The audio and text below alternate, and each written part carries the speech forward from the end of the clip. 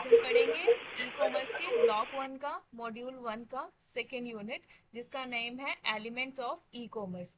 इसके अंदर हम क्या क्या देखेंगे कि ई विजिबिलिटी क्या होती है, ई शॉप्स क्या होती है, delivery of goods and services, online payment, after sale services क्या होती है, और ई कॉमर्स की सिक्योरिटीज क्या क्या है। तो सबसे पहली चीज हम देखेंगे यहाँ पर ई विजिबिलिटी क्या है। जैसे अगर हमारे पास में कोई भी, चाहे अगर आपके पास में कोई भी वेबसाइट अगर आप बनाते हो तो स्टार्टिंग में आपके पास ना ट्रैफिक नहीं होता, यानी कि आपके पास में कुछ भी लोग नहीं होते हैं, है ना, देखने के लिए। तो उसको इंक्रीज करने के लिए हम क्या करेंगे, जो हमारे ट्रैफिक पॉलिसीज हैं यानी कि उसके अंदर जो एसओई होता है उसको हम इंक्रीज करेंगे, ताकि हमारे पास में जो व्यूवर्स हैं वो आ सके। यानी कि हम वहां पर अपने जो पर्टिकुलर चैनल है या फिर अपनी वेबसाइट्स के बारे में लोगों को बताएंगे। वो बाय किसी की तरह से भी हो सकता है, जैसे एडवर्टीजमेंट करके हम बता सकते हैं। मेन तो वही है, मार्केटिंग करेंगे, एडवर्टीजमेंट करेंगे जो भी आपकी चैनल है या फिर वेबसाइट है उसके बारे में, कि आप क्या बेचते हो या फिर क्या सर्विसेज प्रोवाइड करते हो। जब तक आप लोगों को बताओगे नहीं तब तक लोग आपके पास में नहीं आएंगे। तो ई विजिबिलिटी के अंदर सबसे पहले आएगी इंक्रीजिंग ट्रैफिक, कि आप अपनी वेबसाइट या फिर आप जो भी जहां पर भी आपने एप्लीकेशन खोली है या कुछ भी है तो उसके ऊपर हम पहले क्या करेंगे, ट्रैफिक बढ़ाएंगे। यानी कि जैसे अगर हम छोटी सी शॉप भी खोलते हैं तो उसके अंदर भी क्या है, पहले हम लोगों को बताते हैं कि भाई मैंने दुकान खोली है और मेरी दुकान किस चीज के रिलेटेड है, कि वहां पे मैं क्लोथ सेल करता हूँ, शूज सेल करता हूँ, या फिर छोटी किराना की शॉप है। तो ये सारी इंफॉर्मेशन हमें देनी पड़ेगी, और मैं किस तरीके का जो प्रोडक्ट है वो अवेलेबल कराता हूँ, उसके अंदर क्या चीज अच्छी है वो सब हमें बताना पड़ेगा, जिसकी वजह से हमारी जो वेबसाइट है या फिर एप्लीकेशन है वहां पर ट्रैफिक आएगा। तो ये मार्केटिंग या फिर एडवर्टीजमेंट करके ही बढ़ाया जा सकता है, और कोई तरीका इसका है नहीं। ठीक है, जब तक लोग जानेंगे नहीं तो स्टार्टिंग में सबसे पहली चीज है कि मार्केटिंग करनी पड़ेगी। मार्केटिंग आप किसी भी तरीके से कर सकते हो, कुछ भी यूज कर सकते हो। चाहे आप टेलीविजन पे एड दिखा सकते हो, या फिर चैनल के एड, मतलब जो आपकी वेबसाइट है उसको जगह जगह पे पब्लिश करा सकते हो, दिखा सकते हो। ठीक है, तो वैसे करके आप अपना ट्रैफिक इंक्रीज करोगे। फिर है इजी यूआरएल। जब कई नेम जो होता है, second point, easy URL, URL का मतलब है जैसे आप कोई भी नाम रखते हो तो अगर आपने कोई डिफिकल्ट सा नेम रख दिया तो लोग ना सोचते हैं थोड़ा सा उसको याद करने के लिए। तो यहाँ पर अगर हम थोड़ा सा इजी यूआरएल रखेंगे तो वहां पे लोग आपकी जो चीज है उसको बहुत जल्दी ग्रैब कर लेंगे, बहुत जल्दी समझ जाएंगे। तो उनको बार बार रिमाइंडर करने की जरूरत नहीं पड़ेगी कि भाई इस चीज का मतलब ये था और ये दुकान है इस चीज के लिए। तो आप देखोगे जो बड़ी बड़ी कंपनीज हैं उनके भी नेम क्या होते हैं, बहुत छोटे छोटे से होते हैं। जैसे पूमा है, एडि हाँ एडिडास है, ऐसी बहुत सारी अलग अलग कंपनी है। शॉप चाहे किसी भी चीज की हो, H&M है, तो बहुत सारी है, जारा है। मतलब बहुत बड़ा नेम नहीं रखते, क्योंकि जो हमारी ऑडियंस होती है उसको याद करने में थोड़ी सी डिफिकल्टी होती है। तो ये छोटे छोटे नेम होते हैं जो क्या है, बहुत जल्दी याद भी हो जाते हैं और उनको इजीली प्रोनाउंस किया जा सकता है। ठीक है, अब यहाँ पर क्या है, adding icon of social networks. जैसे अगर आप कहीं और भी अवेलेबल हो, अगर आप यूट्यूब पे भी आप देखोगे तो चैनल्स, किसी भी चैनल पे जाओगे तो उसके आप क्या कर सकते हो, उसके आप चैनल के बारे में जब देखते हो तो उसने अलग अलग सोशल मीडिया नेटवर्क के लिंक डाले होते हैं, कि उनके थ्रू आप क्या कर सकते हो, उससे फेसबुक पे कनेक्ट हो सकते हो, टेलीग्राम पे कनेक्ट हो सकते हो, या फिर और भी अदर जो भी इंस्टाग्राम है वहां से कनेक्ट हो सकते हो, या फिर उसका कोई दूसरा और भी कुछ है जहां से भी आप कनेक्ट हो सकते हो। तो ऐसे क्या करेंगे, जब भी हम कोई भी, चाहे आप कोई भी एप्लीकेशन ले लो, बड़ी से बड़ी ले लो, छोटी से छोटी ले लो, वहां पर भी सोशल नेटवर्क के आइकन जोड़ने बहुत जरूरी होते हैं, ताकि हमारी जो ऑडियंस है उनके ऊपर हम ट्रस्ट बिल्ड कर सके। तो ट्रस्ट बिल्ड करने का सबसे आसान और सबसे अच्छा तरीका होता है सोशल नेटवर्क को उसके साथ में जोड़ना, ताकि लोग आपकी डे टू डे या फिर जो आपकी जिंदगी में कुछ भी हो रहा है तो उससे रिलेटेड वो क्या करे, उस चीज को समझ सके, और फिर उसके बाद में आपको आपको भी थोड़ा थोड़ा जान सके कि ये पर्सन कैसा है, क्या ये ट्रस्ट करने लायक है भी या नहीं। ठीक है, और उसके बारे में और भी ज्यादा इंफॉर्मेशन आपको वहां से मिल जाती है जब आप सोशल नेटवर्क से किसी भी थ्रू कनेक्ट होते हैं, क्योंकि आपको एक थोड़ा सा पर्सनलाइज व्यू मिलता है कि भाई इस इंसान के बारे में हम थोड़ा सा और जान पा रहे हैं।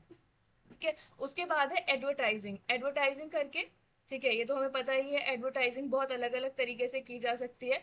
जैसे आपने बैनर बना दिए वो आप डिस्ट्रीब्यूट कर सकते हो, या फिर आप ई कॉमर्स की वेबसाइट्स को पब्लिश करा सकते हो या फिर मेल के थ्रू भेज सकते हो। तो एडवर्टीजमेंट आप किसी भी तरीके से कर सकते हो, टीवी पे दिखा सकते हो, रेडियो पे सुना सकते हो, ठीक है, अलग अलग जगह पे बैनर्स लगा सकते हो, उसके बड़े बड़े पोस्टर्स लगा सकते हो। तो ये सारी चीजें हमारी एडवर्टीजमेंट के अंदर आएगी।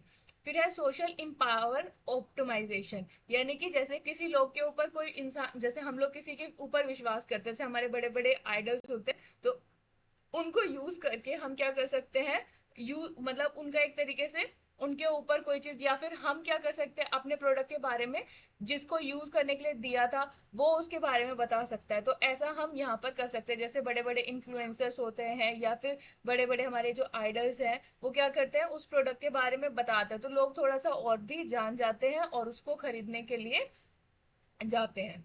ठीक है, ये हमारी है ई विजिबिलिटी, यानी कि हम लोगों की नजरों में कैसे आए, तो उसके अंदर हम ये सारी चीजें यूज कर सकते हैं। ठीक है, ओके मैम। उसके बाद में है ई शॉप, मतलब इलेक्ट्रॉनिक शॉप। क्या होता है ये, जैसे e shop is also refer to as e website और वर्चुअल स्टोर, मतलब वास्तविक में है या नहीं वो हमें पता नहीं, लेकिन मतलब हमें दिख रही है फिजिकली वो। जरूरी थोड़ी ना है कि अगर मैंने अपने घर से ही किसी शॉप को ऑपरेट करना शुरू कर दिया, क्योंकि ऑनलाइन तो हम ऐसा भी कर सकते हैं। इट्स, एक मिनट रुको, कुछ भेजा है क्या,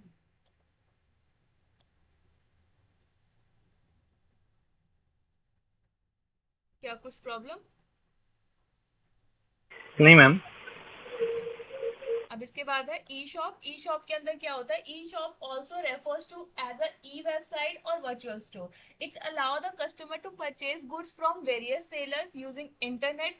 ई shop can be of any type. जो ई शॉप है वो किसी भी तरीके की हो सकती है, बी टू बी हो सकती है, बी टू सी हो सकती है, या फिर सी टू सी हो सकती है। ये हम ऑलरेडी कल पढ़ चुके हैं। बी टू बी का मतलब होता है बिजनेस टू बिजनेस। ठीक है, जैसे जो कोई मैन्युफैक्चर है वो किसी दूसरे बिजनेस को उस प्रोडक्ट को बनाकर बेच रहा है, ठीक है, या फिर स्पेयर पार्ट्स बनाकर हम उसको कंबाइन करके कहीं पर एक जगह लेकर आ रहे हैं। बी टू सी का मतलब होता है बिजनेस टू कस्टमर, यानी कि जो भी शॉप पर आप जाओगे तो सामान लेकर आओगे, तो शॉप वाला बिजनेसमैन हो गया और आप एक कस्टमर हो गए। उसके बाद होता है कस्टमर टू कस्टमर, जो मैंने कल एग्जांपल दिया था ऑल OLX का, जिसमें क्या होता है कि कस्टमर ने पहले सामान खरीदा एंड देन उसको कुछ भी खराब हो गया या उसके अंदर उसको नहीं यूज करना, उसको कुछ नया खरीदना है, तो वो उसको सेल कर सकता है। तो यहाँ पर हो गया हमारा कस्टमर टू कस्टमर। उसके बाद में है एंड साइज। अब ये साइज के ऊपर भी डिपेंड करता है। The aim of e shop is to provide a global reliable 24/7 website web based effective sales management system. अब यहाँ पे जो भी हम ई शॉप की बात करें, चाहे आप मिंत्रा ले लो और कोई भी आप फ्लिपकार्ट ले लो, amazon ले लो, ये 24/7 काम करती है। आप पूरे दिन में कभी भी अपने यहाँ से कोई भी क्लोथ्स मंगा सकते हो या फिर कोई भी इक्विपमेंट मंगा सकते हो, कुछ भी यहाँ पर काम कर सकते हो, कुछ भी खरीद सकते हो 24/7। मतलब 24 घंटे सातों दिन काम करता है ये। इसमें कोई भी आपको परेशानी नहीं होगी, आप कभी भी घर बैठे भी शॉपिंग कर सकते हो, ठीक है, घर के बाहर अगर हो तब भी शॉपिंग कर सकते हो, इसमें उसको कोई प्रॉब्लम नहीं होगी। ठीक है, यहाँ पे क्या है कि ये इसीलिए तो बनाया गया ताकि हम अगर जब हम फ्री बैठे हुए हैं 24 घंटे में कभी भी एक टाइम पर, तो हम अपने घर बैठे कुछ भी मतलब अगर इसका भी कोई एक स्पेसिफिक टाइम होगा, जैसे शॉप्स पे अगर हम जाते हैं तो उसका एक स्पेसिफिक टाइम है कि भाई इसी टाइम से इस टाइम तक खरीद सकते हो। तो इसमें अगर कुछ उससे ज्यादा हमें मिलेगा तभी तो हम इसकी तरफ जाएंगे। तो यहाँ पर ये 24/7 हमें अवेलेबल होती है और इसको अच्छे से मैनेज किया जाता है इसके सिस्टम को। ठीक है, इसको हम ई शॉप या फिर इलेक्ट्रॉनिक शॉप भी बोलते हैं। The E shop interface has the following feature, product tree और टेबल। यहाँ पर जो ई शॉप होती है उसके कुछ फीचर्स होते हैं, जैसे सबसे पहले हमारे पास है product tree. It's help user in finding necessary product. जब भी आप सर्च करते हो, मतलब तो उसके मतलब कोई भी चीज अगर आप ढूंढना चाहते हो तो उससे रिलेटेड आप इंफॉर्मेशन डालते हो। सबसे पहले आप या तो ये डाल देते हो पूरा स्पेसिफिक कि मेरे को क्या चीज चाहिए। ठीक है, अगर आपको शूज सर्च करने हैं तो आप क्या करोगे, शूज सर्च कर लोगे। फिर उसके अंदर अगर आपको कोई एक स्पेसिफिक ब्रांड का नाम पता है, सिर्फ आप उसके शूज पहनते हो, तो आप उसको शॉर्ट कर सकते हो। तो मतलब ये आपको एक प्रोडक्ट ट्री स्ट्रक्चर बनाकर देता है, जिसकी हेल्प से जो भी आपको चाहिए वो आप यहाँ से क्या कर सकते हो, परचेज कर सकते हो। ठीक है, इसमें क्या होता है हमें आसानी हो जाती है किसी भी चीज को ढूंढने के लिए, क्योंकि यहाँ पर एक प्रोडक्ट नहीं होता, मल्टीपल प्रोडक्ट होते हैं। तो एक ही चीज के बहुत सारी मतलब ब्रांड्स, कंपनी, ये सब कुछ भी आपको देखने को मिल जाता है। फिर उसके बाद में tables. Users can easily manage the table data such as sorting, filtering and viewing table data। कि यहाँ पर आप क्या कर सकते हो, जो भी आप इजीली मैनेज कर सकते हो टेबल डेटा, मतलब उसको शॉर्ट कर सकते हो। शॉर्ट करने का मतलब कि आपने सिर्फ शूज सर्च किए थे, उस शूज के अंदर आपके पास में मल्टीपल ब्रांड्स के नाम आएंगे, ठीक है। उस ब्रांड में से जो स्पेसिफिक ब्रांड आपको चूज करनी है वो आप ले सकते हो, या फिर आप उसके साइज के हिसाब से उसको फिल्टर कर सकते हो, या फिर कलर के हिसाब से उसको फिल्टर कर सकते हो, या फिर और भी कुछ जैसे कि लेदर का चाहिए, स्पोर्ट्स शूज चाहिए, या फिर कैसे फॉर्मल शूज चाहिए, उसके अकॉर्डिंग आप उसको सॉर्ट कर सकते हो। तो आपके पास में सॉर्टिंग के बहुत सारे ऑप्शन अवेलेबल होते हैं, जिसकी बेसिस पे आप अपनी जो प्रोडक्ट की चॉइस है उसके बहुत ज्यादा नियर पहुंच जाते हो। फिर है फिल्टरिंग करना, ठीक है। फिल्टर लगा सकते हो कि भाई मुझे क्या चाहिए क्या नहीं चाहिए। एंड व्यूइंग टेबल डेटा, और उसके अकॉर्डिंग आप क्या कर सकते हो अपने टेबल को, मतलब टेबल डेटा का मतलब यहाँ पर क्या है कि जो भी प्रोडक्ट्स बनाए हुए हैं उसके बेसिस पे आप उसको इजिली उठा सकते हो, ठीक है। जैसे अगर आप अभी भी कुछ सर्च करोगे तो स्पेसिफिक चीज अगर आपको ढूंढनी है तो आप उसके बारे में शॉर्टिंग कर सकते हो, तो आपको सिर्फ उसी से रिलेटेड जो है चीजें आपको दिखाई देंगी।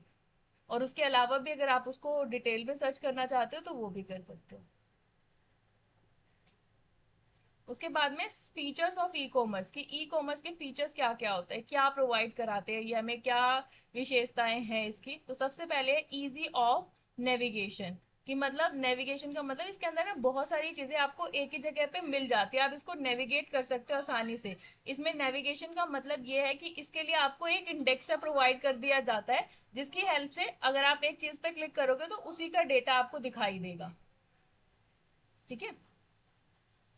शॉपिंग कार्ड आपको मिल जाता है कि अगर आपको अभी कोई चीज परचेज नहीं करनी है, इन फ्यूचर परचेज करनी है, तो आप उसको शॉपिंग कार्ड में ऐड करके रख सकते हो। लॉग इन कर सकते हो एंड सर्च ऑप्शन आपको सारी ही ई कॉमर्स वेबसाइट्स पे मिल ही जाता है। डील्स कर सकते हो, ठीक है, और जो भी सेल्स वगैरह आती हैं तो उसके बेसिस पे कर सकते हो। Free buys and free shipping होता है इसके अंदर, मतलब कि आप उसको फ्री शिपिंग का मतलब ये पता ही है ना कि फ्री डिलीवरी होती है वो। पेमेंट सिस्टम आइकन्स होते हैं यहाँ पर कि अगर आपको पेमेंट करनी है तो आप कैश ऑन डिलीवरी चूज कर सकते हो, या फिर आपके पास में और भी मल्टीपल ऑप्शंस है वो ले सकते हो, ठीक है। यूपीआई कर सकते हो या फिर कार्ड से पेमेंट कर सकते हो, ये सारे आइकन्स आपको वहां पर अवेलेबल होते हैं।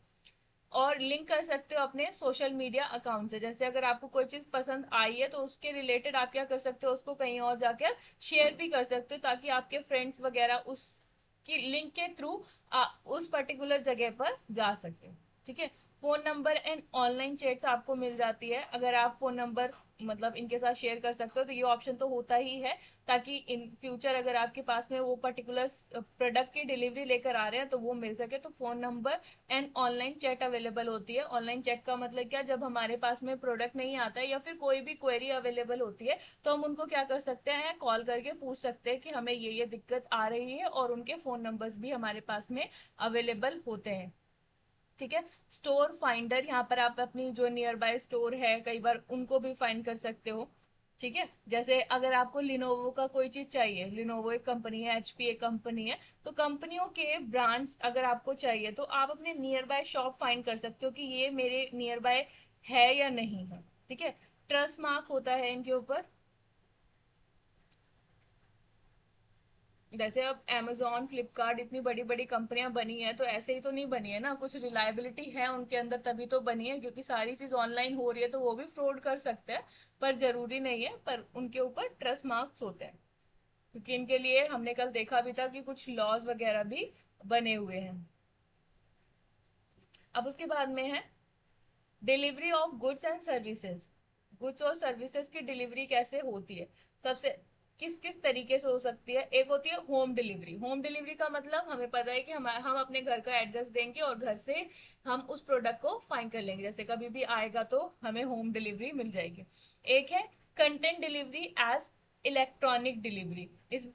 इसमें क्या है, also refers as online distributor, ठीक है। जैसे हमने क्या करा, कुछ ऑडियो परचेज कर ली, जैसे आपने कभी वो उसका नाम सुना होगा, ऑडियो बुक करके कुछ एक ऐप आती थी, ऐसी बहुत सारी ऐप है जो हमें क्या करती हैं, बुक्स प्रोवाइड करती हैं, ठीक है, ऑनलाइन, या तो पीडीएफ के फॉर्मेट में या ऑडियो के फॉर्मेट में, जिसको हम परचेज करते हैं, या फिर गेम्स प्रोवाइड करती हैं, तो वो डाउनलोडेबल होते हैं, यानी कि आप उनको डाउनलोड कर सकते हो। अगर आप उन पे मतलब ऐड के थ्रू देखना चाहते हो तो कई बार फ्री भी होते हैं और कई बार फ्री भी नहीं होते हैं, ठीक है। उसके बाद है ड्रॉप शिपिंग। ड्रॉप शिपिंग का मतलब होता है it is the way in which the retailer transfer the customer order and shipment details to other to the manufacturer, distributor or wholesaler who then delivery the products directly to customer। Drop shipping का मतलब होता है कि यहाँ पर जो customer के पास में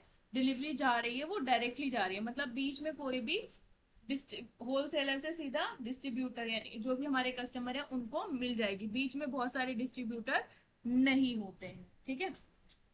उसको बोलते हैं हम ड्रॉप शिपिंग। उसके बाद है collect your own. Collect your own का मतलब है कि some time traditional customer can't trust for timely delivery of product, so they pay for the product online and select a local store using locator software and pick up the product from the selected location। मतलब कि अगर कई बार क्या है कि मतलब जरूरी नहीं है, आजकल तो सभी अपना घर पे मंगा लेते हैं, लेकिन पहले लोगों को बहुत ज्यादा विश्वास नहीं होता था, तो वो क्या करते हैं अपना जो प्रोडक्ट है वो किसी दूसरी, या तो आप अपने नियर बाय लोकेशन को बता सकते हो या फिर कहीं दूसरी जगह का एड्रेस डाल सकते हो जहां पर आप उस प्रोडक्ट को कलेक्ट कर सकते हो। तो इसका होता है कलेक्ट योर ऑन, कि मतलब हम अपना जो डिलीवरी प्रोडक्ट है वो हम खुद से लेकर जाएंगे, हमारे घर तक आने की कोई जरूरत नहीं है, ठीक है। हम डिलीवरी मैन या डिलीवरी पर्सन को अपना घर दिखाना नहीं चाहते, तब हम इसका यूज करते हैं। फिर है प्रिंटिंग आउट। इसमें क्या है, चाहे आपकी गिफ्ट है, इंश्योरेंस पॉलिसीज है, जब हम ऑनलाइन खरीदते हैं तो ये हमें क्या करते हैं, कुछ पीडीएफ की फॉर्मेट में डेटा देते हैं जिसको हम क्या कर सकते हैं, प्रिंट करा सकते हैं। जैसे अगर आपने टिकट बुक की है, ठीक है, कभी की होगी ऑनलाइन टिकट बुक्स, तो उसको आप क्या कर सकते हो, पीडीएफ की फॉर्मेट में डेटा फाइंड करते हो ना, जी मैम। हाँ, तो उस डेटा को हम क्या कर सकते हैं, बाद में प्रिंट भी निकाल सकते हैं। तो ये पॉलिसीज भी होती हैं आपकी, गिफ्ट वाउचर्स भी होते हैं और टिकट्स भी आपकी इसके अंदर ही आती है। तो ये थे कि delivery of goods and services आपके पास में कैसे कैसे अवेलेबल है। उसके बाद में ऑनलाइन पेमेंट। ऑनलाइन पेमेंट करने की हमारे पास में मल्टीपल ऑप्शंस अवेलेबल है। ई कैश, इलेक्ट्रॉनिक कैश, कि अगर आपके पास में कुछ और इंफॉर्मेशन है जैसे बिटकॉइंस वगैरह है तो वहां से पे करना चाहते हो तो वो कर सकते हो। डेबिट कार्ड से पे कर सकते हो, क्रेडिट कार्ड से पे कर सकते हो, ईएफटी से पे कर सकते हो। ईएफटी क्या होता है, ई वॉलेट से कर सकते हो, स्मार्ट कार्ड से कर सकते हो और पेपल से कर सकते हो। ऐसे आपके पास में यूपीआई भी अब अवेलेबल है, जिससे आप क्या कर सकते हो, अपनी ऑनलाइन जो भी पेमेंट्स हैं उनको पे कर सकते हो।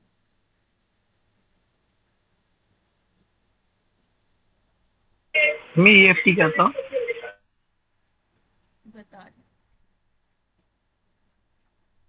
Electronic fund transfer. जैसे हम अच्छा। स्टॉक वगैरह में अगर पैसा लगाते हो तो आपको पता होगा। जी। उसके लिए है ये, क्योंकि यहाँ पर जरूरी नहीं है कि हम सिर्फ प्रोडक्ट खरीद रहे हैं, यहाँ पर हम सर्विसेज भी खरीद सकते हैं।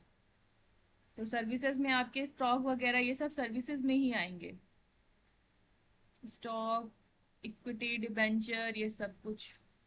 अब देखो क्रेडिट कार्ड, ये अभी हमने पढ़े ना कि ऑनलाइन पेमेंट कैसे कैसे की जा सकती है, तो यहाँ पर हमारे पास में क्रेडिट कार्ड है। तो क्रेडिट कार्ड के कुछ एडवांटेज, उसके कुछ डिसएडवांटेजेस भी हैं। ये कुछ प्लास्टिक कार्ड की तरह होता है, इस पे आपका कार्ड होल्डर नेम, आपका एड्रेस, जो भी आपका क्रेडिट कार्ड का नंबर है वो लिखा होता है, ईयर एंडिंग लिखा होता है और एक सीवीवी नंबर लिखा होता है, और बाकी आपको इस चिप के अंदर सारी डिटेल मिल जाती है आपकी, जो इस कार्ड के थ्रू आप फाइंड कर सकते हो। अब यहाँ पे क्या है कि क्रेडिट कार्ड के कुछ एडवांटेजेस हैं, जैसे कई टाइम पर ये सेफ भी है, ठीक है, भाई आपको इमरजेंसी के टाइम पर बचा लेता है ना, तो उसके हिसाब से वो सेफ है। इंटरेस्ट फ्री होते हैं, कई क्रेडिट कार्ड जो है वो इंटरेस्ट फ्री होते हैं, कहीं पे चार्ज किया जाता है ईयरली, लेकिन ऑलमोस्ट हम इसको फ्री वाले को मानकर चल रहे हैं, लेकिन जो हमें पे करना पड़ता है उसमें कुछ अदर बेनिफिट्स भी हमें मिलते हैं। पॉजिटिव क्रेडिट रेटिंग मिल जाती है। अगर आप क्रेडिट कार्ड यूज करते हो तो आपको पता होगा कि आपका सिबिल स्कोर जो होता है वो बढ़ जाता है, जिसकी हेल्प से आप अपनी क्रेडिट कार्ड की लिमिट जो है वो एक्सटेंड करा सकते हो ताकि आप और भी ज्यादा क्रेडिट पर सामान ले सको। मीट इमरजेंसी, कि जब आपको बहुत ज्यादा रिक्वायरमेंट है किसी चीज की, उसके बिना आपका घर नहीं चल रहा है, जैसे कई बार हमें टीवी लेना होता है या फोन लेना होता है या कुछ भी चीजें ऐसी खरीदनी होती है जो इमरजेंसी के टाइम पर हमें क्रेडिट कार्ड हेल्प करता है कि आज वो सारा पेमेंट हमारा कर देता है, फिर हम उसको इंस्टॉलमेंट में पे करते रहते हैं। तो इमरजेंसी के टाइम पर ये हमें सेव भी करता है और हमारी इमरजेंसीज को पूरा भी करता है। रिवॉर्ड्स पॉइंट भी मिलते हैं क्रेडिट कार्ड पे, जो कैशबैक के थ्रू या किसी अदर वे में आपको मिल सकते हैं। फिर उसके बाद में इसकी कुछ डिसएडवांटेजेस भी हैं, जैसे कई लोग क्या है कि फोन करके आपका मतलब पूरी डिटेल मांग लेते हैं और आपके साथ में फ्रॉड हो जाता है। हाई इंटरेस्ट रेट, जैसे मैंने बताया कि कई क्या होते हैं फ्री होते हैं, लेकिन कईयों पे बहुत ज्यादा हाई इंटरेस्ट रेट होता है, ठीक है, और क्रेडिट डैमेज हो जाता है। मतलब कई बार क्या है, अगर आप टाइम पे पेमेंट नहीं कर पा रहे हो और आपने कुछ लोन लिया हुआ है और वो टाइम कंसर्ट है कि मतलब आपको 2 तारीख या 3 तारीख को पेमेंट पूरी करनी है, आप किसी भी रीजन से नहीं कर पाए हो, तो उसकी वजह से आपका जो क्रेडिट स्कोर है वो डाउन चले जाता है और फिर आपकी जो क्रेडिट लिमिट है वो घट जाती है और आपको और भी ज्यादा प्रॉब्लम हो सकती है। और इसकी वजह से कई लोगों को ओवर स्पेंडिंग की हैबिट हो जाती है, मतलब वो जरूरत से ज्यादा चीजें खरीदने लगते हैं। उनको लगता है कि हाँ ये कल तो हमें पे करना ही है, हम कर देंगे, पर आज जो है हम अपने शौक पूरे कर लें। तो ऐसा भी होता है। कई बार यहाँ पर जो रिवॉर्ड पॉइंट के साथ में इसमें फीस और चार्जेस एक्स्ट्रा भी लग जाते हैं, ठीक है, क्योंकि अगर आप क्रेडिट टाइम मतलब जो भी हमारी क्रेडिट अमाउंट है वो टाइम पे नहीं कर रहे हो तो उसकी वजह से हमसे वो चार्ज लेते हैं, ठीक है, मतलब कभी एक्स्ट्रा चार्ज ले लेते हैं तो हाई इंटरेस्ट रेट भी हो जाता है, तो उसकी वजह से हमें फीस भी पे करनी पड़ती है इसके लिए कि हमने भाई पैसा क्यों नहीं दिया, तो उसकी वजह से हमें एक्स्ट्रा चार्जेस जो है वो पे करने पड़ते हैं। तो ये क्रेडिट कार्ड के कुछ एडवांटेजेस और डिसएडवांटेजेस है। उसके बाद में है डेबिट कार्ड। डेबिट कार्ड वैसे नॉर्मली देखा जाए तो क्रेडिट कार्ड से काफी सही है, पर इसमें यह है कि हम एक्स्ट्रा खर्च नहीं कर सकते, जितना आपके पास में है उतना ही आप उसको खर्च कर पाओगे। तो यहाँ पर हमारे पास में सेम क्रेडिट कार्ड की तरह ही डेबिट कार्ड के अंदर भी सारी इन्फॉर्मेशन लिखी होती है, आपका अकाउंट मतलब जो भी डेबिट कार्ड नंबर है वो, आपका कार्ड होल्डर नेम और जो भी डेट है वो लिखा होता है, और पीछे सीवीवी नंबर और एक चिप लगी होती है जिसमें आपके बैंक अकाउंट का सारा डिटेल यहाँ पर इंफॉर्मेशन होती है। अब उसके बाद में इसकी कुछ एडवांटेजेस है, जैसे अवॉइड डेब्ट, मतलब कि ये क्या करता है, जैसे उसके अंदर क्या था कि आप एक्स्ट्रा एक्सपेंड कर रहे हो जिसकी वजह से आपके ऊपर क्रेडिट जो बढ़ते जा रहा है, लेकिन यहाँ पर जो आपकी डेट है वो कम रहती है, उसकी वजह से आपके ऊपर कोई भी डेप मतलब ओवर एक्सपेंड करने का कोई भी खतरा नहीं होता है। इजियर एक्सेस टू कैश, अब यहाँ पर जितना पैसा आपके डेबिट कार्ड में इजीली आप उसको निकाल सकते हो। इजी टू ऑब्टेन, मतलब इसको रखना बहुत आसान है, कोई इसमें दिक्कत झंझट करने वाली जरूरत नहीं है, ये फ्री ऑफ कॉस्ट ही मिलता है। अब डिसएडवांटेजेस इसकी भी हैं, जैसे डजेंट बिल्ड क्रेडिट, कोई भी इसकी वजह से डेबिट कार्ड की वजह से आपको क्रेडिट स्कोर की जो भी इंफॉर्मेशन है वो नहीं मिलती है, यानी कि इसकी वजह से आपका सिबिल कभी जनरेट नहीं होता है। डेबिट कार्ड पे सिबिल जनरेट नहीं होता, क्रेडिट कार्ड पे सिबिल जनरेट होता है। लेस फ्रॉड फ्रॉड प्रोटेक्शन, इसके अंदर फ्रॉड प्रोटेक्शन जो है वो कम होती है, आपकी सिर्फ कुछ डिटेल्स के हिसाब से ही आपका जो डेबिट कार्ड है उसमें से पैसे निकाल लिए जा सकते हैं। रिस्क ऑफ थेफ्ट, इसको चोरी होने का खतरा भी रहता है, वो तो सभी चीजों को है, अगर आप संभाल के नहीं रखोगे तो ऑफकोर्स कोई भी चोरी कर लेगा और कोई भी इससे पैसे निकाल सकता है अगर उसके पास में आपकी थोड़ी बहुत इंफॉर्मेशन है तो।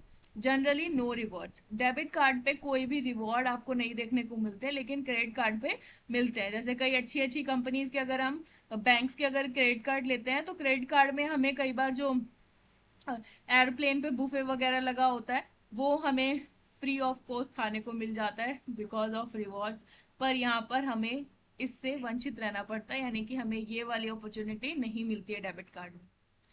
उसके बाद में स्मार्ट कार्ड और स्टोर वैल्यू कार्ड, ठीक है, इसमें क्या होता है कि हमारी जो मतलब अमाउंट है वो इसके अंदर चले जाता है, इसको आप स्टोर करके रख सकते हो, पर उसकी कुछ लिमिट होती है कि भाई कब तक यूज कर सकते हैं क्या है, ये सारी इंफॉर्मेशन। स्मार्ट कार्ड आपने देखा है कभी, अगर आप कहाँ रहते हो आप? मैम दिल्ली। दिल्ली में ही रहते हो तो मेट्रो में सफर तो किया ही होगा, जी। उसको भी हम स्मार्ट कार्ड ही बोलते हैं ना। हम्म। जो इसके अंदर एक मेमोरी होती है जिसके अंदर हमारी इंफॉर्मेशन होती है कि भाई कितना पैसा है, कहाँ कहाँ ट्रेवल किया है, वो सारी चीजें हम स्मार्ट कार्ड के अंदर देखते हैं। तो इसको हम स्मार्ट कार्ड या फिर स्टोर वैल्यू कार्ड भी कह सकते हैं। तो ये कैसा होता है, इसके कुछ एडवांटेजेस और डिसएडवांटेजेस हैं। इसके अंदर मेमोरी कार्ड लगा होता है, लार्जर मेमोरी लगी होती है, हाई लेवल ऑफ सिक्योरिटी होती है। जैसे अगर आप मतलब उसके अंदर कोई भी टाइम लिमिट अगर एक्सीड हो जाती है तो उसके ऊपर आपको चार्ज देना पड़ता है, ऐसा कुछ भी होता है ना। तो हाई लेवल ऑफ सिक्योरिटी रहती है। सिक्योरिटी का मतलब ऐसा नहीं कि इसके अंदर से आपका कोई पैसा नहीं निकाल सकता। अगर आपके एट उसके अंदर क्या बोलते हैं उसको, मेट्रो कार्ड में पैसा है तो वो पैसा चोरी नहीं होता न, कोई दूसरा बंदा निकाल नहीं सकता। वो एक अलग बात है कि स्मार्ट कार्ड को ले जाएगा और फिर उसको यूज कर लेगा, पर उसके अंदर की इंफॉर्मेशन निकालना थोड़ा सा उसके लिए मुश्किल हो जाता है। रिड्यूस फ्रॉड, अब उसकी वजह से ये फ्रॉड को रिड्यूस कर देता है क्योंकि इसकी सिक्योरिटी ज्यादा है। ऑर्गेनाइज इंफॉर्मेशन रहती है इसके अंदर, ठीक है। अगर आप देखोगे कभी भी जब आप मेट्रो कार्ड की जानकारी लोगे तो उसके अंदर सारी इंफॉर्मेशन आ जाती है कि आप कब कहाँ गए थे और कितने बजे गए थे, ठीक है। रिलायबल है। अपर मैनेजमेंट इंफॉर्मेशन रहती है। इंफॉर्मेशन सिक्योरिटी रहती है। Easy of use without need of connection online और बाय टेलीफोन, कि मतलब कोई भी कनेक्शन की रिक्वायरमेंट नहीं है कि आपको फोन के अंदर या ये चीज होनी चाहिए नहीं होनी चाहिए। आप इजीली स्मार्ट कार्ड परचेज करो और मेट्रो में जहां मर्जी सफर करो। तो ऐसे ही हम बहुत सारे स्मार्ट कार्ड यूज करते हैं। अब इसके कुछ स्पेसिफिक स्टैंडर्ड्स होते हैं। ISO 7810, 7811, 9992, 10536। अब एडवांटेजेस के साथ में इस धरती पे आई हुई हर चीज की कुछ डिसएडवांटेजेस भी है। तो स्मार्ट कार्ड अच्छे हैं लेकिन उसकी कुछ डिसएडवांटेजेस भी है। अब पावरफुल, अ मोर पावरफुल वायरस, जैसे कई बार हमारे स्मार्ट कार्ड यानी कि मेट्रो कार्ड में पैसा है भी लेकिन फिर भी हम उसको एक्सेस नहीं कर पाते। तो यहाँ पर फ्रॉड होने मतलब ये जो वायरसेस हैं उनका खतरा थोड़ा सा बढ़ा रहता है, ठीक है। वो जाम हो जाता है या कुछ ऐसा हो जाता है, मतलब उसमें पैसा भी है लेकिन फिर भी वो नहीं चलता, तो हमें स्मार्ट कार्ड जो है वो सबमिट ही कराना पड़ता है और उसके बदले में वो लोग हमें कुछ भी नहीं देते। Discomfort to retrieve information from a stolen card, अब एक कार्ड जो है आपका चोरी हो गया, बेशक से आपको कार्ड नंबर पता था लेकिन उसके बाद भी आप उसकी इंफॉर्मेशन को रिट्राइव ही नहीं कर सकते, लेकर ही नहीं आ सकते। अगर आप मेट्रो कार्ड वाले को बोलोगे भी ना कि ये मेरा कार्ड था और चोरी हो गया है, तो वो भी आपकी कोई हेल्प नहीं कर सकते, वो लेकर ही नहीं आ सकते, दिला भी नहीं सकते आपको card. The card must be recharge, कि जो कार्ड है यूज करने से पहले आप उसको रिचार्ज करोगे तभी आप यूज कर सकते हो। इंक्रीज कॉस्ट ऑफ प्रोडक्शन, कि मतलब इसकी वजह से कई बार इसमें हमें क्या हो जाता है, कॉस्ट ऑफ प्रोडक्शन यानी कि इसका जो कार्ड का पैसा है वो भी हमसे ही लिया जाता है। 50 रुपए लगते हैं ना कार्ड परचेज करने के। जी मैम। और कार्ड खराब हो जाए तो वो 50 रुपए भी हमें वापस नहीं मिलते कभी। वो देती नहीं है, है वो देते ही नहीं वो। खराब हो गया दे, तो खराब हो गया। खराब हो गया बोल के और रख लेते हैं और उसके बाद नया कार्ड भी देते हैं तो उसके पैसे ले लेते हैं। बिल्कुल। Dependence of electronic energy for use, कि यहाँ पर क्या होती है, इलेक्ट्रॉनिक एनर्जी आपके पास में होनी चाहिए। मेट्रो कार्ड के अंदर भी जब हम वो लगाते हैं तो वो इलेक्ट्रिकली चलता है, अगर बिजली नहीं आएगी, इलेक्ट्रिसिटी कट जाएगी तो हम कभी भी स्मार्ट कार्ड को यूज नहीं कर पाएंगे। Bank fees associated with credit card, अच्छा ये क्रेडिट कार्ड की इंफॉर्मेशन आ गई, इसको हटा देंगे। We need a smart card reader, कि इसके अंदर हमारे पास स्मार्ट कार्ड रीडर होना चाहिए। जो स्मार्ट कार्ड रीडर होता है ना, वो मेट्रो कार्ड के अंदर बैठे हुए जो लोग होते हैं ना, जो हमारे कार्ड को रिचार्ज करते हैं और ये सारी इंफॉर्मेशन हमारी जानकारी निकालते हैं, तो वो क्या है, हमारे स्मार्ट कार्ड को रीड करते हैं और आफ्टर दैट हमारी सारी इंफॉर्मेशन वो निकाल पाते हैं, उसको चार्ज कर पाते हैं, ठीक है। तो हमारे पास में स्मार्ट कार्ड रीडर होना चाहिए तभी हम इसकी इंफॉर्मेशन को रीड कर पाएंगे, ठीक है। इसके बाद में आगे चलते हैं। EFT, EFT होता है हमारा electronic fund transfer. It is computer based system that transfer the money electronically from one account to another, ठीक है। एक अकाउंट से दूसरे अकाउंट में जब हमें पैसे ट्रांसफर करने हैं इलेक्ट्रिकली तो हम इसका यूज करते हैं। इसकी कुछ एडवांटेजेस और डिसएडवांटेजेस हैं, जैसे money transfer in faster in normally done in 24 hours, कि मतलब 24 घंटे के अंदर आपको कैसा भी मनी ट्रांसफर करना है आप इजीली यहाँ पर ट्रांसफर कर सकते हो। Only a password is required to issue payment, कि अगर आपको पेमेंट इशू करनी है यानी किसी को देने हैं पैसे, तो आपको सिर्फ और सिर्फ पासवर्ड की रिक्वायरमेंट है और कुछ भी नहीं। Compare to cheque as no issue of lost और स्टोलन चेक अराइजेस, यहाँ पर कुछ भी ऐसा नहीं होता कि हमारा चेक खराब हो गया है, हमारा चेक बाउंस हो गया है, चेक चोरी हो गया है, तो ये सारी इंफॉर्मेशन की यहाँ पर कोई भी जरूरत नहीं होती है। ठीक है, इस चीज से हम बच जाते हैं। डिसएडवांटेजेस क्या है, it is limited to large company, की जो बड़ी बड़ी कंपनियां हैं सिर्फ वहीं पर आप इसको यूज कर सकते हो। आपने नाम सुना होगा NIFT, ऐसा कुछ आता है, निफ्ट। NIFT RTGS। हाँ, तो उसमें अगर आप मतलब आप बहुत ज्यादा शॉपिंग करते हो या बड़ी कंपनी में काम करते हो कहीं पे, तो आपको उसका अकाउंट बना के देते हैं, जिससे आप क्या कर सकते हो, जल्दी से फास्टर अमाउंट ट्रांसफर कर सकते हो। लेकिन इसकी डिसएडवांटेजेस है कि लार्ज कंपनीज में ही इसको यूज किया जाता है। Risk is involve as the account number added may be incorrect incorrect sometime, कि जो आप इसमें अकाउंट नंबर ऐड कर रहे हो तो कई बार वो अकाउंट नंबर गलत हो सकता है, इसीलिए हो सकता है कि दूसरे अकाउंट में पैसा चला जाए। द ट्रांसफर्स आर इरिवर्सिबल, कि अगर आपने एक बार ट्रांसफर कर दिया तो आप उस पैसे को वापस नहीं ला सकते। जैसे अगर आप UPI यूज करते हो ना, तो एक बार पैसा चला गया तो वो पैसा वापस नहीं आता।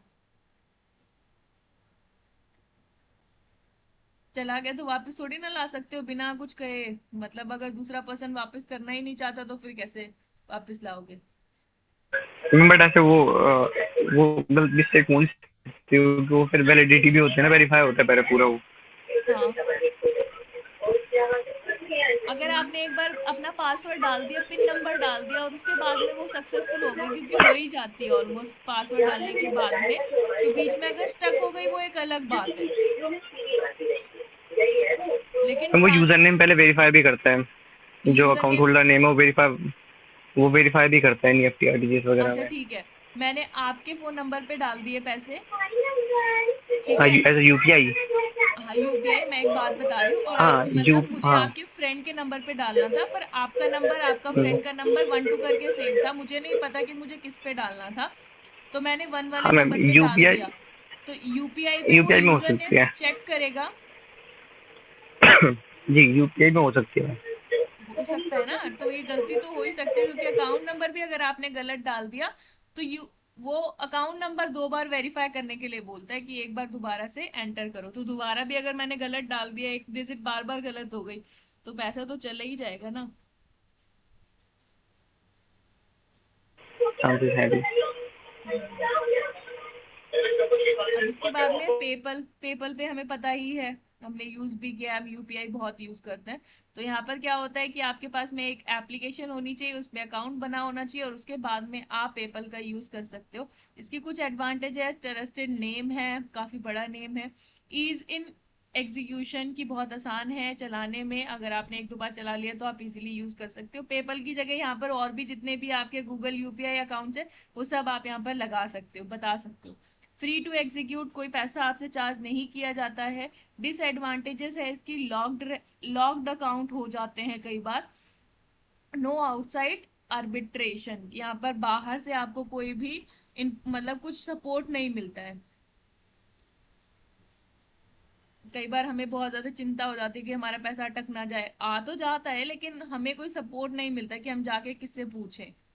अब तो सर्विसेज मिल जाती है, खैर ऐसी बात नहीं।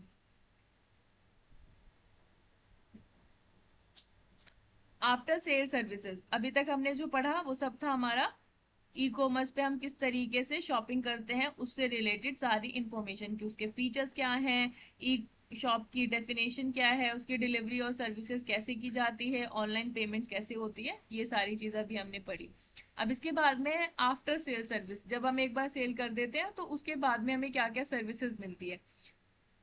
मेक डिलीवरी प्रोसीजर इजी, कि जब हम जो हमारा डिलीवरी प्रोसीजर है, यानी कि जब हमारे घर पे कोई भी डिलीवरी बॉय आता है तो सबसे पहले आपको कॉल करता है, कॉल करता है ना,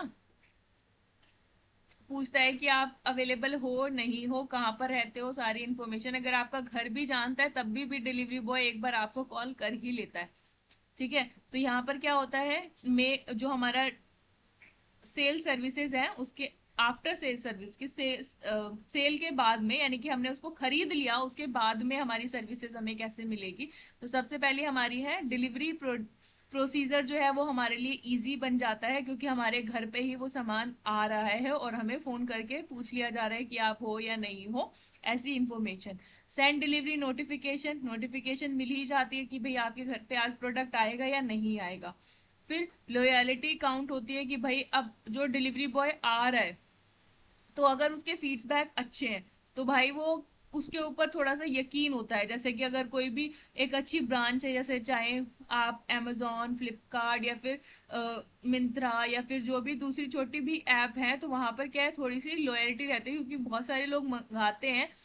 पर ऐसा जरूरी नहीं है कि लॉयल्टी पूरी तरीके से रहती है, लेकिन फिर भी रहती है।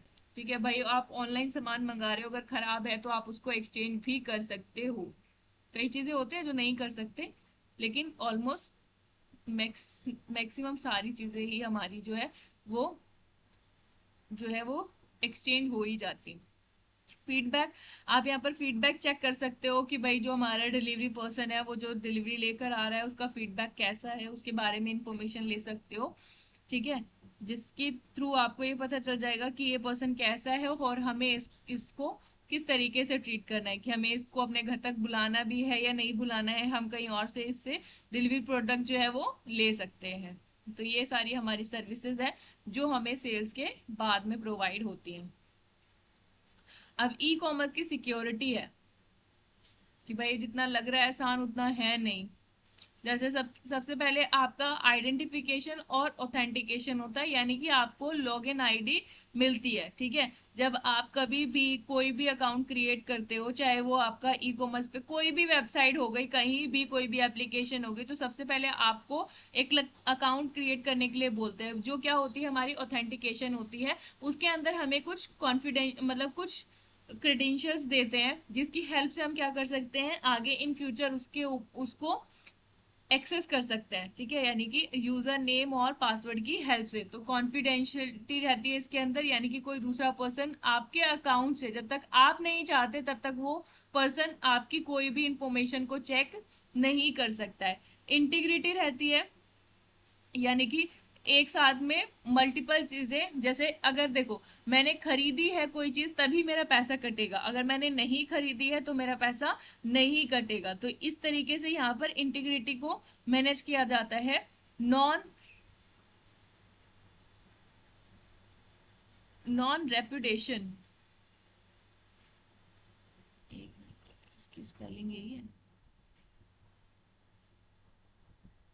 और यहाँ पर एक्सेस को कंट्रोल कर सकते हो आप, कि भाई आप क्या चीज देखना चाहते हो और क्या चीज नहीं देखना चाहते हो।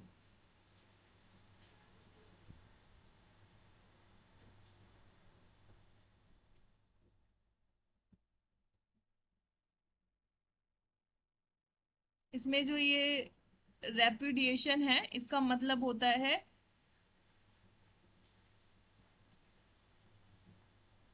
परित्याग करना, मतलब किसी चीज को छोड़ देना, कि भाई मुझे ये नहीं चाहिए। तो आप ऐसा भी कर सकते हो। अगर अकाउंट बनाना है तो बनाओ, नहीं बनाना तो उसको कभी भी डिलीट करो, वो तुम्हारी मर्जी है ना।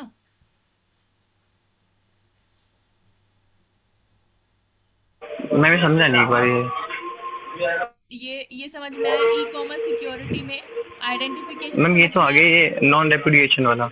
नॉन रेपुटेशन का मतलब है यहाँ पर, जैसे अगर आप नहीं चाहते कि मेरे को वो अकाउंट रखना है, बना लिया सब कुछ जी। कर लिया, तो आप उसको डिलीट कर सकते हो ना। अच्छा। हम्म। ओके। ठीक है,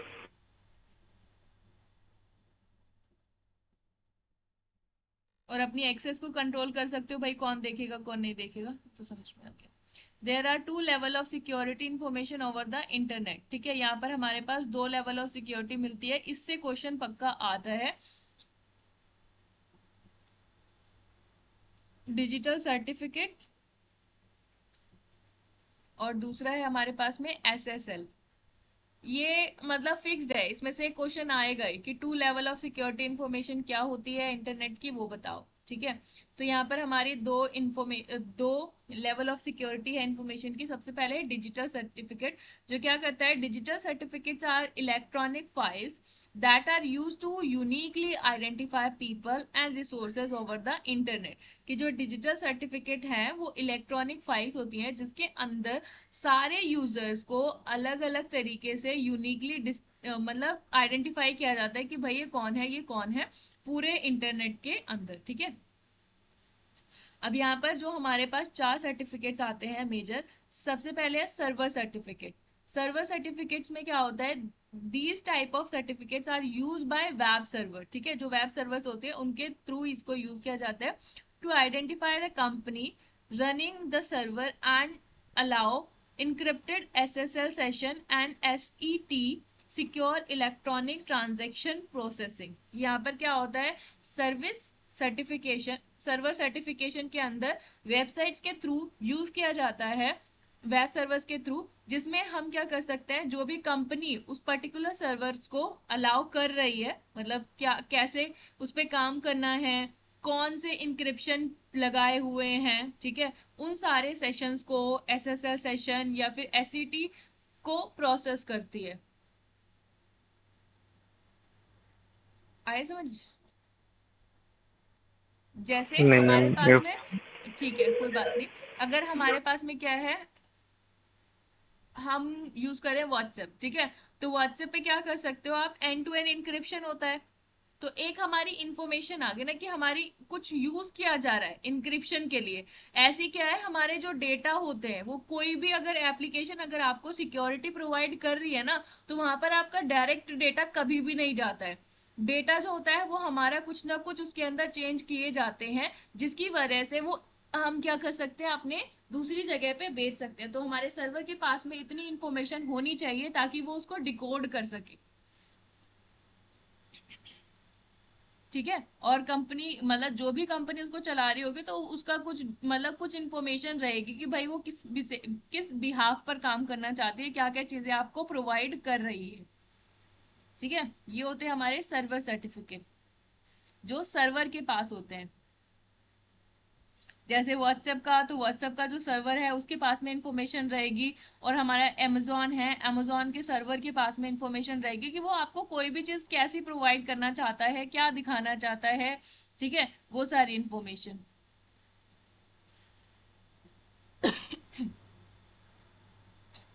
अब आए समझ में? जी मैम आवाज। ठीक है, उसके बाद में personal certificate. These certificates are for individual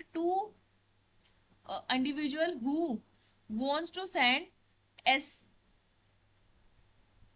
see my message and access web servers using SSL and SET।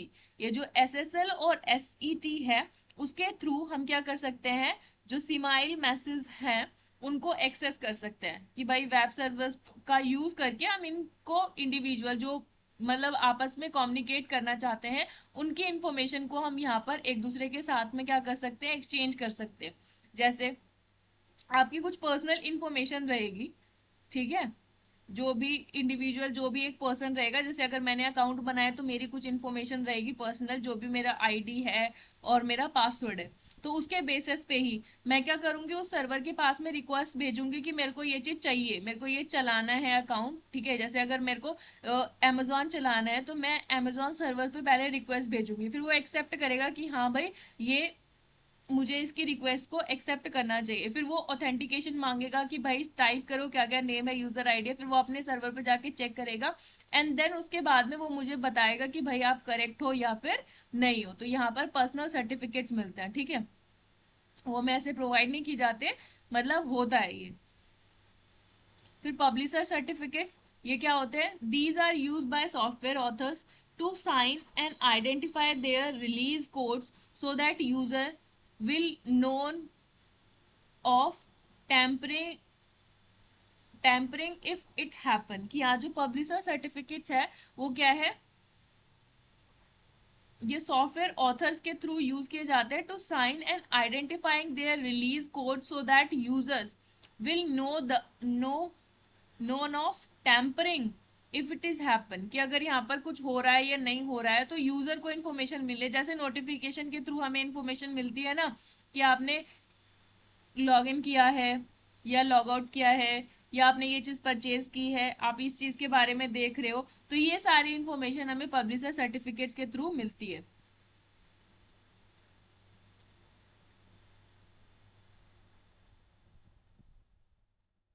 उसके बाद में सर्टिफिकेट्स इंफॉर्मेशन, ये जो सर्टिफिकेट्स इंफॉर्मेशन हम दे रहे हैं ये क्या होता है? All digital certificates include information about its own owner and the CA who issue it, कि ये जो जितने भी सर्टिफिकेट चाहे वो पब्लिशर सर्टिफिकेट्स है, पर्सन सर्टिफिकेट्स है या फिर सर्वर सर्टिफिकेट्स है, ये सारे क्या है, सारे सर्टिफिकेट जो है वो उनके अंदर कुछ ना कुछ डिजिटल इंफॉर्मेशन रहती है जो about its owner and the CA who issue it, कि जो ऑनर है और जो सीए है जिसने उसको इशू किया है, वो सारी इंफॉर्मेशन इन डिजिटल सर्टिफिकेट्स के अंदर डालते हैं, बताते हैं कि भाई ये पर्सन ये है, ठीक है, उसकी जो भी रिक्वायरमेंट है, जो कुछ भी इंफॉर्मेशन उसको चाहिए या नहीं चाहिए। जैसे कई बार क्या होता है, देखो इसका एक अच्छा सा एग्जांपल आप ऐसे समझ सकते हो कि आपने प्राइम, देखो amazon एक एक ऐप है, ठीक है। अब amazon के अंदर आपके पास में बहुत सारी चीजें हैं कि आप amazon प्राइम यूज कर सकते हो, तो उसके बेसिस पे आपको वो वाला सर्टिफिकेट मिलेगा कि भाई कौन सा पर्सन है ये, ठीक है, प्राइम यूजर है। फिर उसके बाद में प्राइम यूजर के कुछ बहुत सारे बेनिफिट्स होते हैं और अलग अलग कि वो फ्री मतलब क्या क्या देख सकता है, फास्ट डिलीवरी मिलती है, ये सारी चीजें। फिर उसके बाद में हमारे पास में जो नॉर्मल यूजर होते हैं, वो जो नॉर्मल यूजर होते हैं उनको मिनी टीवी पे देखने का मौका मिलता है, ठीक है, वो देख सकते हैं इन्फॉर्मेशन और कुछ वीडियोस वगैरह भी देख सकते हैं, ठीक है। तो यहाँ पर अलग अलग यूजर्स जो भी हैं हमारे पास में, जो भी उनको यूज कर रहे हैं, तो उसके हिसाब से उनको सर्टिफिकेट्स के अकॉर्डिंग कैटेगराइज किया जाता है, ठीक है। तो वो सारे सर्टिफिकेट्स ये है। आया, थोड़ा बहुत समझ में आया? हाँ बहुत तो है, ज़्यादा रिविजन किससे करनी पड़ेगी।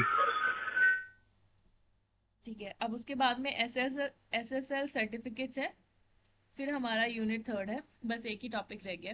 अब यहाँ पर देखो एसएसएल सर्विसेज जो होते हैं ये हमारे सिक्योरिटी प्रोवाइड करते हैं, ठीक है। चाहे वो कोई भी, चाहे वो एक वेबसाइट भी होती है ना, तो उसमें भी हमें सिक्योरिटी की जरूरत होती है। तो यहाँ पर जो एसएसएल होता है that is secure socket layer. SSL requires all information sent between a client and a server by encrypted by the server when sent and decrypted by the client when received, कि जब हम encrypt करते हैं यानी कि जब server receive करता है तो वो encrypted होता है, फिर जब वो हम हमारे को मिलता है एज अ जो भी हमें एज अ रिसीवर, तो वो क्या हो जाता है, डिक्रिप्टेड हो जाता है। तो यहाँ पर देखो सबसे पहले हम क्या करेंगे, जैसे हम किसी भी वेब ब्राउजर पर जाते हैं, ये हमारा वेब ब्राउजर है जो हमें एज अ यूजर हम यूज कर पा रहे हैं, तो आप इसको एज अ क्लाइंट मान सकते हो। तो सबसे पहले आप किसी वेब ब्राउजर पर गए, उसके बाद में हमने क्या किया,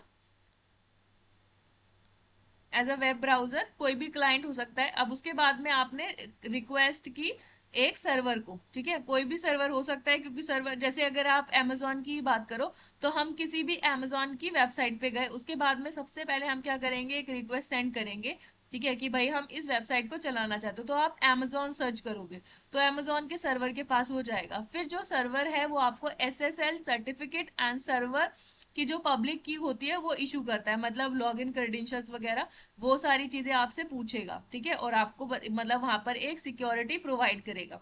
उसके बाद में यहाँ पर जो वेब ब्राउजर है वो क्या करेगा, CA is validate and session की इस्टेब्लिश, कि यहाँ पर जो भी आपकी इंफॉर्मेशन है वो सारी इसको देगा, जैसे कि आपकी पासवर्ड की और ये सब, मतलब यूजर आईडी और आपकी जो लॉगिन की पासवर्ड है वो बताओगे आप, और उसके बाद में वेब सर्वर क्या करेगा, इसको एक्नॉलेज करेगा, एक्नॉलेज फॉर स्टार्टिंग सेशन, की आपका जो भी क्रेडेंशियल्स है वो बिल्कुल सही है।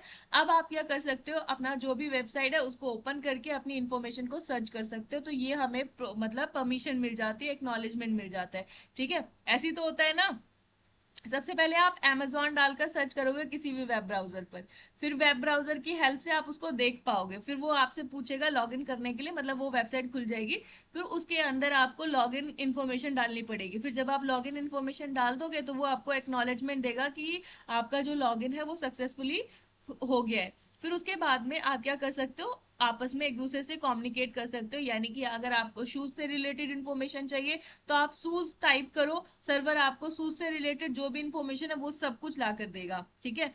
ऐसे ही सारी एप्लीकेशन, सारी वेबसाइट्स वगैरह जो है चलती है, ताकि उनके अंदर सिक्योरिटी रहे, मेंटेन रहे। अब कोई भी अगर आप वेबसाइट कभी ओपन करके भी देखोगे ना, चलो करते भी हैं,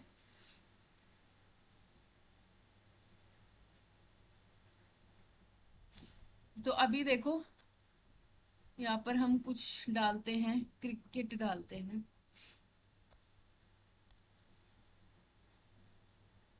तो यहाँ देखो ये जो इन्फॉर्मेशन है ये क्या है आपकी, हमेशा चेंज होती रहती है, मतलब अभी ये है फिर कुछ और टाइम में कुछ और हो जाएगी, मतलब एक ही चीज अगर आप टाइप करोगे तो दोनों का यूआरएल सेम नहीं रहेगा।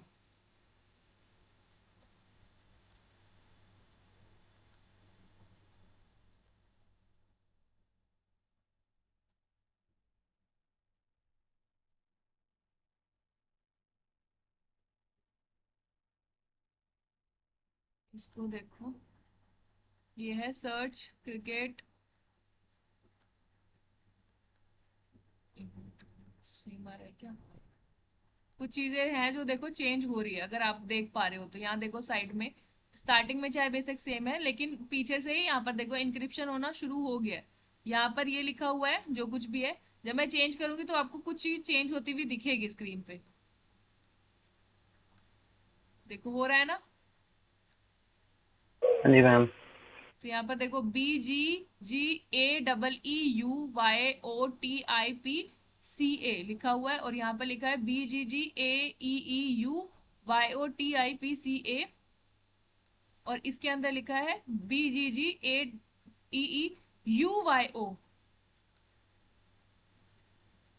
और यहाँ पर अलग है इंफॉर्मेशन, यहाँ पे है UYOZI, इसमें है UYOTIPC, मतलब इसके बाद की जो इन्फॉर्मेशन है वो चेंज हो रही है, तो कहीं ना कहीं यहाँ पर क्या है पीछे से कुछ इंक्रिप्शन का यूज किया जा रहा है, मतलब मैंने सेम चीज ही टाइप की है लेकिन फिर भी मुझे इन्फॉर्मेशन जो है वो थोड़ी थोड़ी डिफरेंट मिल रही है, तो यही होता है हमारा क्या कि यहाँ पर SSL यूज हुआ है, जो क्या है इसको सिक्योर बना रहा है, सिक्योर सॉकेट लेयर। समझ में आया ये?